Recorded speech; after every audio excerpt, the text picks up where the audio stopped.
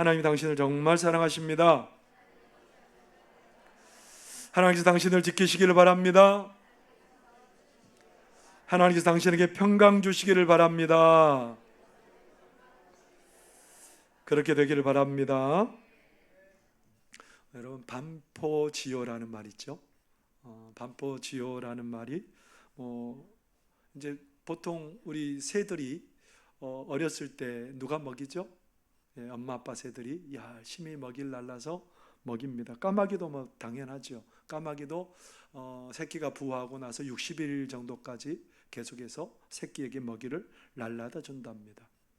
근데요, 이 까마귀가 어떤 특성이 있냐면 부모 새가 나이가 먹어서 먹이 활동을 못할 때 그때 까마귀가 부모 새를 먹인다는 거예요.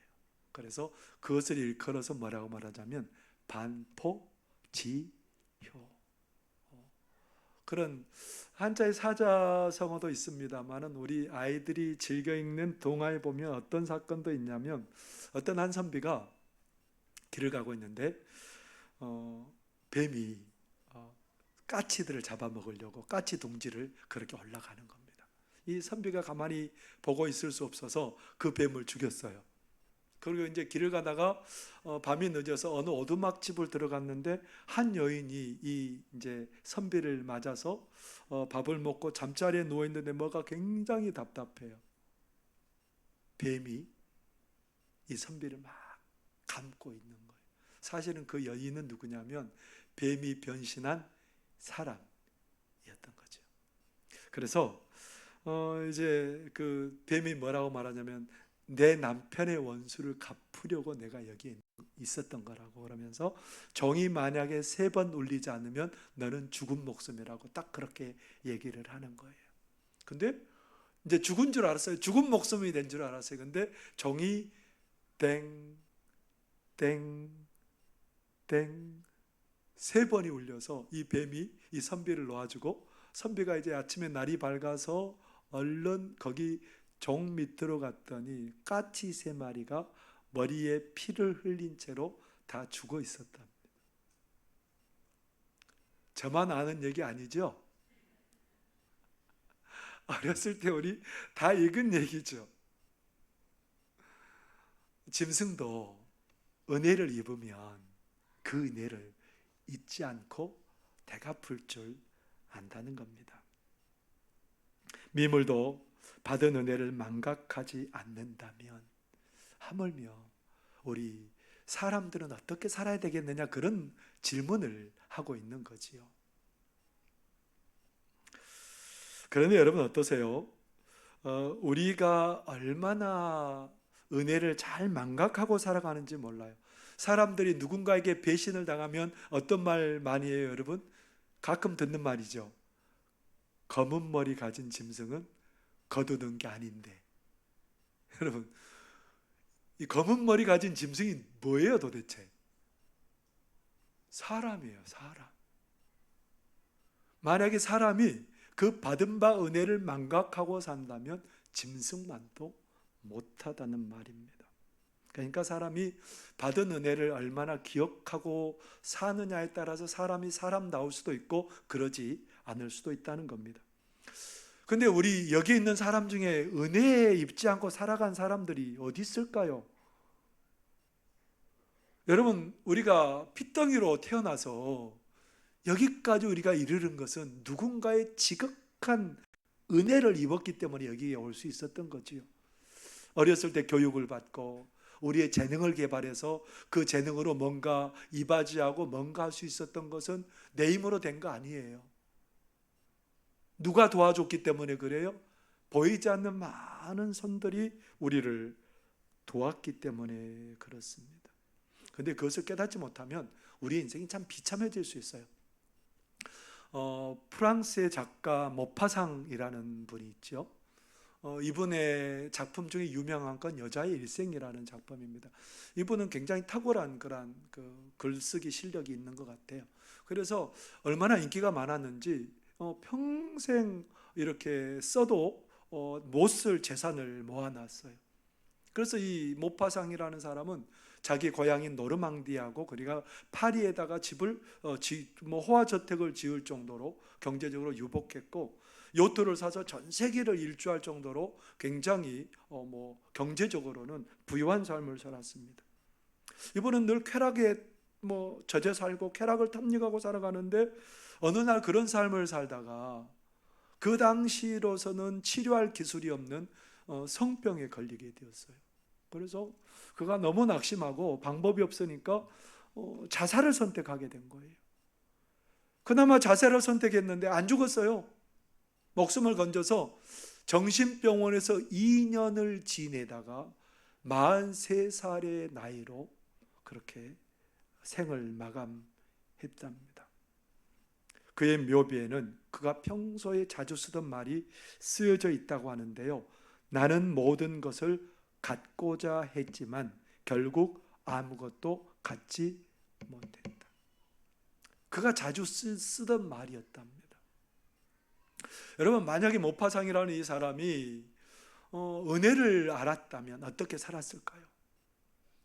자기가 그런 글쓰기 재능이 있고 그것들을 개발할 수 있고 부를 누릴 수 있고 이런 모든 것들이 사실은 은혜이거든요. 그런 은혜를 망각하지 않았다면 이 사람이 어떻게 살았을까요? 자기가 가진 부들을 자기를 위해서 쓰지는 않았을 거예요.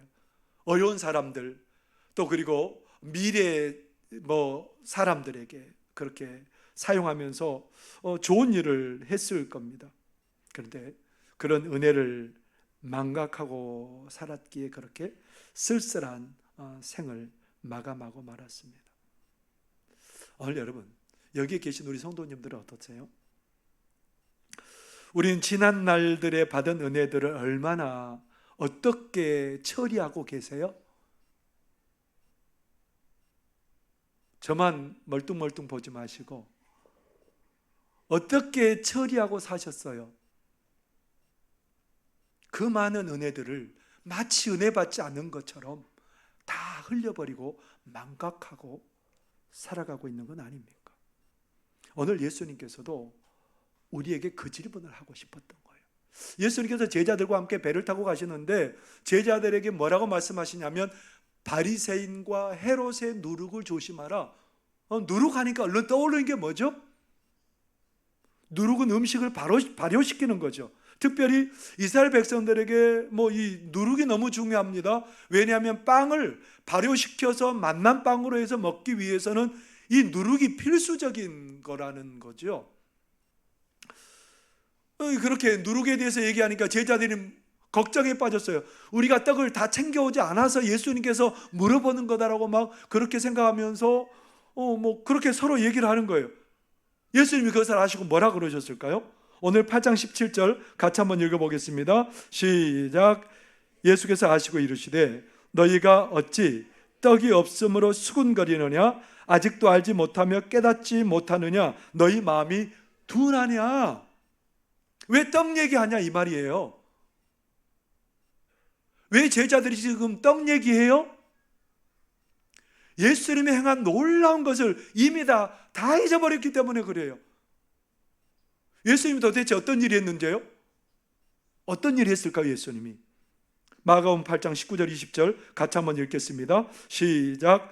내가 떡 5개를 5,000명에게 떼어 줄 때에 조각 몇 바구니를 거두었더냐? 이르되 12이니이다. 또 7개를 4,000명에게 떼어 줄 때에 조각 몇 광주리를 거뒀더냐? 이르되 7이니이다. 예수님께서 지금 뭘 일으키셨어요? 보리떡 5개와 물고기 2마리를 5,000명을 먹이신 그 사건, 그게 얼마 되지 않았어요. 그리고 최근에는 보리떡 7개와 물고기 2마리로 4,000명을 먹였어요. 그런 것이 잉크가 마르지 않았는데 그들이 뭐라고 말해요? 이미 다 잊어먹었어요. 그래서 예수님이 뭐라고 그러는 거예요? 너희들 그 은혜를 어디에다 새기고 있는지 물어보고 있는 거예요. 그러면서 예수님께서 부탁하세요. 뭘 조심하라고요? 바리새인과 헤롯의 누룩. 도대체 바리새인과 헤롯이 왜 그렇게 예수님께서 경계하고 있을까요?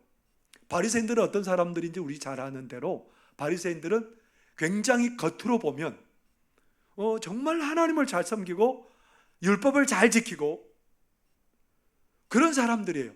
그래서 이스라엘 백성들이 정말 존경에 맞지 않는 그 사람들이 누구냐면 바리새인들이에요. 근데 바리새인들이 놓치는 게 하나가 있는데 그게 뭐냐면 자기들의 공으로 자기들의 노력으로 이 모든 것을 이룰 수 있다고 생각해요. 누구의 은혜가 없으면 안 되는 것을 몰라요? 하나님의 은혜 없으면 안 되는 줄 몰라요. 이 사람들이 뭘 모르고 있는 거예요? 하나님의 은혜로 산다는 것을 몰라요. 그렇기 때문에 하나님의 은혜로 산다는 것을 모르기 때문에 날마다 뭐 하고 있어요? 지적질해요.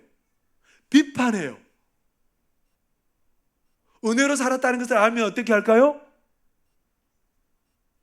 포용하겠죠.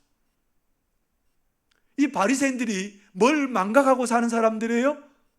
하나님의 신앙이 좋다고 하는 사람들 중에도 뭐를 망각하고 살기가 쉬워요? 뭐를 망각하기 쉬워요? 하나님의 은혜를 망각하고 살기가 쉬워요. 그러면 헤롯은 어떤 사람들이에요? 세속주의자들이에요. 내 노력과 내 능력으로 얼마든지 행복하고 모든 것을 이루며 살 수 있다는 겁니다. 근데 그들이 살아온 모든 날들은 누구의 은혜로 살아온 거예요? 하나님의 은혜로 살아온 거예요. 근데 하나님의 은혜 없이도 산다고 생각하기 때문에 자꾸 하나님의 은혜가 없다고 생각하기 때문에 뭘 부리고 살아요? 욕심을 부리고 살아요. 여러분, 하나님의 은혜를 망각하고 사는 사람들의 특징 중에 하나가 뭐냐면 남들을 정죄하고 비판하기도 하고요, 내 욕심으로 살 수 있다고 그렇게 우기고 살아가는 사람들이 많다는 겁니다. 여러분들은 어떠세요? 우리의 삶은 은혜를 어떻게 처리하고 살아가고 있습니까? 은혜를 망각하고 간직하지 못하고 살면 우리의 삶이 치명적인 약점을 가지게 될 수 있어요. 이스라엘의 초대 왕이 사울입니다. 이스라엘 초대 왕이 사울인데 이 사울이 아버지 기스의 나귀들이 다 이렇게 도망가 버려서 그것들을 찾으러 갔다가 찾지 못해서 사무엘 선지자 앞에 가게 되었습니다. 사무엘 선지자가 그랬더니 사울에게 뭐라고 말하냐면 너는 왕이 될 사람이야, 그렇게 얘기를 하는 거예요. 이 사울이 이게 깜짝 놀란 거예요. 왕이 된다고 하니까.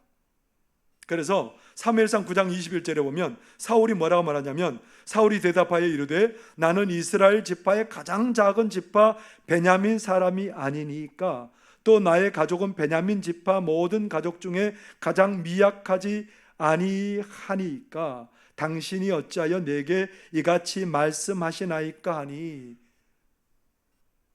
나는 왕이 될 자격이 없는 사람입니다. 그래서 이제 사무엘이 사람들을 다 모아서 왕을 세우려고 하는데 그때 사울은 어디에 숨었냐면 짐 보따리 뒤에 숨어가지고 안 나오려고 하는 거예요. 나는 뭐가 안 된다고 생각해요? 왕 될 자격이 없다고 생각해요. 그러면서 또 어떤 사람들은 뭐라고 말하냐면 아이고 저런 사람이 왕 되면 나라 망합니다. 저런 사람이 어떻게 이스라엘을 구원할 수 있겠습니까? 비아냥거리고 조롱해요. 그때 어떤 일이 벌어졌냐면 암몬 사람들이 이스라엘을 공격해 왔어요. 그때 하나님께서 사울에게 강한 마음을 주셨어요. 사울에게 강한 마음을 주셔서 이스라엘 백성들이 군사를 모집해서 암몬을 쳐부수게 하셨어요. 어떻게 보면 사울이 왕되고 전쟁에서 이기고 이런 모든 순간 하나하나가 누구의 은혜예요? 하나님의 은혜예요. 가장 기본적인 것은 자기가 하나님의 은혜로 왕된 사람이에요. 그런데 잊어버렸어요. 그 은혜를 망각하고 까맣게 잊어버리고 살아요. 그러다가 어느 날 블레셋이 쳐들어왔어요. 오기로 한 사무엘이 점점 더디 와요. 그러니까 왕으로서는 해서는 안 될 일을 해요. 뭐냐면 자기가 번제를 드려요. 뿐만 아니에요. 사무엘을 통해서 하나님께서 사울에게 뭐라고 말하냐면 아말렉 사람을 짐승이나 사람이나 호흡이 있는 것은 다 멸하라고 얘기를 했어요. 그런데 사울이 안 들어요. 아말렉 왕 아각을 사로잡아오고 많은 짐승들을 살려옵니다. 이것을 보고 하나님께서 사무엘 선지자를 통해서 말씀하시죠. 사무엘상 15장 22절에서 23절의 말씀입니다. 사무엘이 이르되 여호와께서 번제와 다른 제사를 그의 목소리를 청종하는 것을 좋아하신 같이 좋아하시겠나이까? 순종이 제사보다 낫고 듣는 것이 순양의 기름보다 나으니 이는 거역하는 것은 점치는 죄와 같고 완고한 것은 사신 우상에게 절하는 죄와 같음이라. 왕이 여호와의 말씀을 버렸으므로 여호와께서도 왕을 버려 왕이 되지 못하게 하셨나이다 하니. 사울이 이렇게 된 원인이 뭡니까? 은혜를 망각했기 때문에 그래요. 이 은혜를 망각했기 때문에 하나님의 명령을 버리고 그러기 때문에 하나님께 버림받은 그런 삶이 되었다는 겁니다. 하나님의 은혜를 망각하고 사는 것이 이만큼 한 사람의 삶을 망칠 만큼 굉장히 위태로운 일이라는 겁니다. 그래서 예수님께서 오늘 우리에게 뭐라고 말씀하세요? 하나님이 베푸신 은혜를 마음에 새기며 살 것을 우리에게 부탁하고 있습니다. 옆에 분에게 한번 축복해 주시죠. 하나님 베푸신 은혜를 새기고 삽시다. 뭘 새기고 살자고요? 하나님이 베푸신 은혜를 새기고 살자는 겁니다. 마가복음 8장 17절 18절을 같이 한번 읽어보겠습니다. 시작. 예수께서 하시고 이르시되 너희가 어찌 떡이 없으므로 수군거리느냐? 아직도 알지 못하며 깨닫지 못하느냐? 너희 마음이 두냐냐? 너희가 눈이 있어도 보지 못하며 귀가 있어도 듣지 못하느냐? 또 기억하지 못하느냐? 이미 예수님께서는 이 제자들에게 셀 수 없는 은혜를 베풀어 주셨어요. 5,000명과 4,000명에게 떡을 마음껏 먹이고도 남게 하셨어요.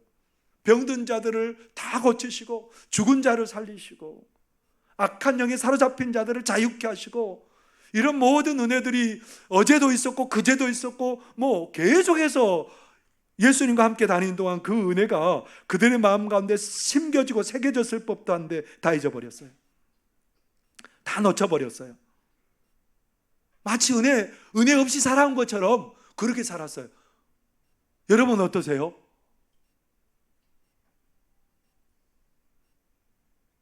오늘 여러분 걸음걸이로 여기 걸어 올라오셨죠? 물도 잘 마신다면서요? 식사도 잘 하신다면서요? 이 모든 것이 가만히 생각하면 뭐예요? 눈도 잘 깜빡거리네요? 하나님의 은혜 아닌 순간이 아무 데도 없잖아요. 제가 8월 6일부터 8일까지 휴가였죠. 그런데 제가 휴가를 보통 하면 다른 때는 월요일 날 새벽 기도하고 좀 차분하게 정리해가지고 휴가지로 가요. 숙박을 하고 뭐 여러 가지 이제 계획들을 해서 가는데, 보통은 월요일 날부터 그렇게 월화 수 정도 해서 그렇게 숙박을 하고 좀 충전하는 시간을 갖는데, 올해는 왠지 그러고 싶지 않았어요. 화요일, 수요일 이틀 숙박을 잡아놨어요. 그래서 이제 월요일 날 새벽 기도를 하려고 휴대폰을 켰어요. 새벽 기도를 하려고 휴대폰을 켰는데 휴대폰 문자에 3시에 이점용 집사님이 별세했다는 그 문자가 왔어요. 그래서 그 새벽 기도를 마치고 부랴부랴 그 장례식장에 갔습니다. 그래서 유가족들과 함께 그 시간들을 조율하고 어떻게 할 것인지 그것들을 조율하고 화요일 날 모든 장례를 다 마치고 휴가지로 출발할 수 있었습니다. 여러분 우연일까요? 여러분 우연일까요? 아니에요. 하나님이 이 모든 것들을 이미 다 조율하고 계시고 알고 계시고 선보고 계셨다. 여러분 제가 목회를 할 수 있는 것은 제 능력이 아닙니다. 하나님의 은혜입니다. 하나님의 사랑입니다. 제가 방금 든 사건은 빙산의 일각에 불과한 겁니다. 모든 게 다 은혜입니다. 머리끝부터 발끝까지 은혜입니다. 어제도 은혜였고 그제도 은혜였습니다. 이것을 아는 사람은 이런 찬송가 가사를 짓지요. 모든 것이 은혜라는 복음 노래입니다. 앞에 있는 화면을 여러분 보시기 바랍니다. 내가 누려왔던 모든 것들이, 내가 지나왔던 모든 시간이, 내가 걸어왔던 모든 순간이 당연한 것 아니라 은혜였어. 아침 해가 뜨고 저녁에 노을, 봄의 꽃 향기와 가을의 열매, 변하는 계절의 모든 순간이 당연한 것이 아니라 은혜였어. 모든 것이 은혜, 한없는 은혜. 내 삶에 당연한 건 하나도 없었던 것을, 모든 것이 은혜였어. 망각할 뿐이죠. 우리는 망각할 뿐이죠. 그런데 우리의 삶에는 항상 뭐가 있었다는 겁니까? 은혜가 가득하게 부어지고 있었다는 겁니다. 마치 우리는 폭포수 앞에 서 있는 사람 같았어요. 폭포수 앞에 서니까 막 어때요? 이렇게 미치는 물 때문에 숨도 제대로 못 쉴 만큼 물이 막 가득하게 흘러내리잖아요. 근데 폭포에서 나오면 어떻게 돼요? 내가 언제 물 속에 있었지? 금방 다 말라버려서 내가 마치 그 넘치는 떨어지는 물을 경험하지 못한 사람처럼, 언제 그랬어요 제가? 그런 순간들이 많다는 겁니다.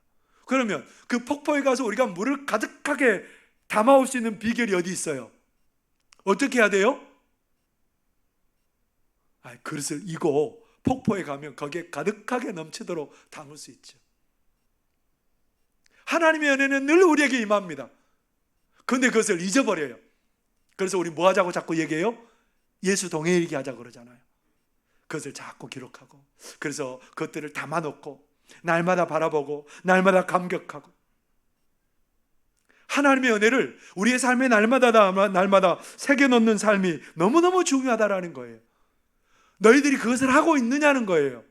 하나님의 은혜를 잊지 않고 그것을 새기고 살아가고 있느냐고 우리 주님은 오늘 우리에게 질문하고 계세요. 사도 바울이 예수 전하는 사람들이 너무너무 괘씸해요. 십자가에 죽은 그 저주받은 그 사람이 구원자고 하나님의 아들이라 그러니까 막 하나님을 모독하는 것 같아서 너무너무 견딜 수 없는 바울이에요. 그래서 스데반을 죽이는데 앞장서고요, 이제 멀리 다메섹까지 예수 믿는 사람들 잡아서 감옥에 가두고 핍박하는데, 다메섹 가는 도중에 어떤 일이 벌어져요?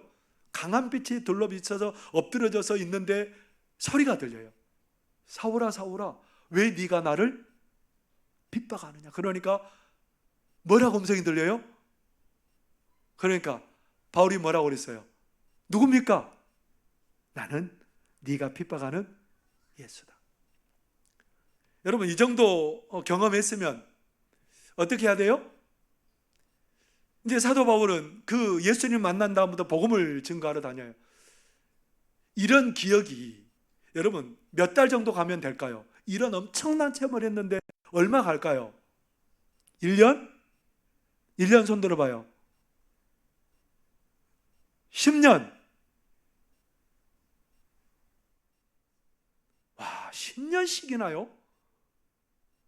여러분, 사도 바울의 그 감격과 은혜가 얼마나 깊이 새겨져 있는지, 사도 바울이 3차 전도 여행을 하고 예루살렘에 와서 유대인들에게 죽임을 당할 그런 위기 속에서 그 단상에서 사도 바울이 그들에게 말을 전하는데 무슨 얘기하냐면 다메섹에서 만난 그 예수님 얘기예요.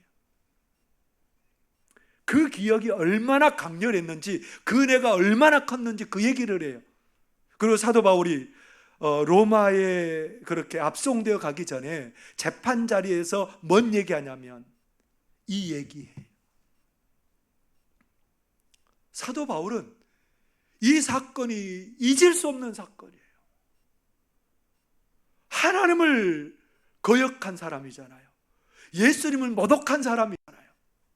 그래서 자기는 자기를 뭐라고 말하냐면 죄인의 우두머리 같다는 사람이라는 거예요. 이런 나를 용서해 주시고 일꾼 삼으신 그 은혜가 일평생 너무너무 감사하고 너무너무 감격해서 그 은혜로 살아가는 거예요. 그렇기 때문에 사도 바울이 은혜를 깊이 깊이 간직한 사람이었기 때문에 바울이 바울 될 수 있었던 거예요. 여러분, 우리가 절대로 잊어서는 안 되는 건 뭐냐면 하나님이 나를 구원하신 구원의 은혜예요. 죄와 사망에서 우리를 건져주셨잖아요. 예수님을 하나님께서 자기의 목숨을 주시고 우리를 살리셨잖아요. 우리를 사랑하신다고 하시잖아요. 그걸 여러분 잊을 수가 없잖아요. 그거 잊어버리면 우리의 기초는 흔들리게 되어 있습니다. 무너지게 되어 있어요.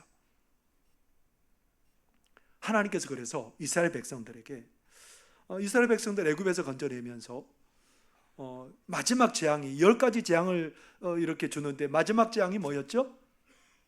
장자의 죽음이죠.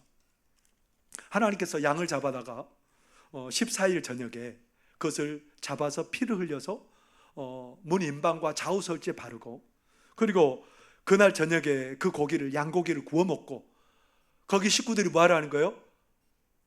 그렇게 발효되지 않는 그 떡을 만들어 무교병이라고 그러죠. 무교병을 만들어 먹고 쓴나물을 먹고. 근데 이것을 한 번에 그치지 말고 언제까지 하라고 그래요? 매년 대대로. 무슨 말이에요? 너희들이 하나님의 은혜를 자자손손 기억하고 또 기억해야 된다는 겁니다. 구원의 은혜를 어떻게 하라는 거예요? 기억하고 또 기억할 때 너희들의 삶은 견고하여 흔들리지 않는 삶을 살 것이라는 겁니다. 여러분, 여기에 구원의 은혜 못 받은 사람이 있어요? 다 구원의 은혜를 받은 사람들이잖아요. 이 감격이 여러분 있으세요? 아이고 목사님, 그게 언제인데 있어요? 그게 있는 사람은 적어도 하루에 10분이라도 십자가 바라보는 거예요. 십자가 묵상하는 거예요. 그게 없기 때문에 우리의 삶이 감사도 잃어버리고 정죄하고 비판하고 욕심을 부리고 살아가려고 하는 그런 모습들이 보여지는 거지요. 그러나 우리가 하나님의 은혜를 기억하고 담고 살아가면 나를 세울 뿐만 아니라 다른 사람도 세우는 그런 놀라운 은혜의 삶이 될 줄 믿습니다. 데이비드 브레이너드라는 미국인이 있습니다. 이분은 그 아메리카 인디언들에게 선교했던 선교사님입니다. 이 브레이너드가 21살 때 미국의 명문인 예일대에 들어갔습니다. 이 브레이너드가 예일대에 들어갔을 때는 대각성 운동이 그렇게 점점 이렇게 막 시작되려고 하는 때인데, 학생들이 막 은혜를 경험하고 막 뜨거워지니까 교수들은 냉랭해요. 그래서 교수들이 뭐라고 말하냐면 저런 광신적인 것들이라고 막 비판을 하니까 학생들이 막 그렇게 교수들 향해서 막 비난하고, 그러다 보니까 어떤 일이 벌어졌냐면 그런 성향을 가진 아이들을 퇴학시켜버린 거예요. 그 중에 누구 있었냐면 브레이너드가 있었습니다. 퇴학을 당했어요. 학교 졸업하고 목사가 되어서 주의 사역에 가려고 하는데 퇴학을 당했어요. 목사를 할 수가 없어요. 그래서 선배 목회자에게 갔더니 그 목사님이 너는 인디언들에게 가서 선교했으면 좋겠다. 그래서 이 브레이너드가 인디언 선교를 시작하게 되었답니다. 처음에는 한 10명 정도 그렇게 모여서 함께 믿음 생활하는데, 나중에는 복음을 전하고 그러면서 그 믿음의 공동체가 130명 이상으로 그렇게 확대가 되었답니다. 그래서 그는 일기에 이렇게 쓰고 있지요. 나는 우리가 살고 있는 집에서 인디언들에게 복음을 전했다. 이들 가운데 많은 사람이 은혜를 받고 마음의 문을 열었다. 그들은 영혼 문제에 대해 몇 마디만 해도 눈물을 흘리는가 하면 탄식하며 한없이 흐느껴 울었다. 그 인디언들의 죄에 대한 각성과 회개가 일어나고 뜨거운 부흥이 일어나게 된 거예요. 이것을 어디다 기록하고 있는 거예요? 지울 수 없어서 일기에 기록하는 거예요. 일기에. 하나님이 은혜 베푸셨다는 거예요. 이 놀라운 은혜 하나님이 베푸셨다는 거예요. 하나님이 구원하셨다는 거예요. 그것들을 써내려가고 있어요. 지울 수 없게 나가고 있다는 겁니다. 그 당시에 또 이 브레이너드가 폐결핵을 앓게 되었어요. 그래서 그 당시에 유명한 조나단 에드워드 집에서 그렇게 요양을 하고 있는데, 조나단 에드워드 집에서 요양하다가 그가 하나님의 부름을 받았습니다. 이 브레이너드를 아끼는 조나단 에드워드가 그의 일기를 편집해서 출판을 했어요. 이 조나단 에드워드가 출판한 이 책을 보고, 데이빗 브레이너드의 그 책을 보고 엄청난 일이 벌어졌어요. 현대 선교학의 아버지라고 하는 윌리엄 캐리가 이 책을 읽고 윌리엄 캐리가 될 수 있었다는 거예요. 그리고 인도에서 엄청난 선교의 역사를 일으킨 헨리 마틴이라는 사람도 이 브레이너드의 일기를 읽고 인도에서 복된 선교 사역을 감당할 수 있었던 거예요. 하나님의 은혜를 잊지 않고 그 은혜를 내 삶에 새기고 그 은혜 가운데 거하는 사람은 자신을 세울 뿐만 아니라 다른 사람들을 세우게 되는 역사가 일어나게 될 줄 믿습니다. 우리 하나님의 은혜는 폭포수처럼 임하지만 우리가 그것을 잊어먹었기 때문에 문제이지요. 누구에게나 늘 은혜 자리는 있었습니다. 우리가 은혜로 살았습니다. 오늘 다시 우리는 그 은혜 자리로 돌아가실 수 있기를 바랍니다. 오늘 우리는 그 은혜 위에 우리의 발을 세우시기를 바랍니다. 그 사람마다 든든히 서게 될 것이고 사람들을 은혜로 세우는 역할을 감당할 줄 믿습니다. 기도하겠습니다. 사랑하는 하나님 아버지, 은혜와 사랑을 감사합니다. 하나님, 우리 하나님은 우리에게 수많은 은혜를 베풀어 주셨습니다. 그러나 우리는 그 은혜를 다 쏟아버리고 하나님 은혜 받지 못한 자인 것처럼 살 때가 많았습니다. 하나님, 우리가 다시 한번 은혜의 자리로 돌아가게 하여 주시고 나를 구원하신 하나님, 나를 날마다 인도하신 선하신 목자이신 하나님을 우리가 날마다 고백하며 감사하며 살아가는 우리 모두가 되도록 도와주옵소서. 예수님 이름으로 기도하옵나이다. 아멘.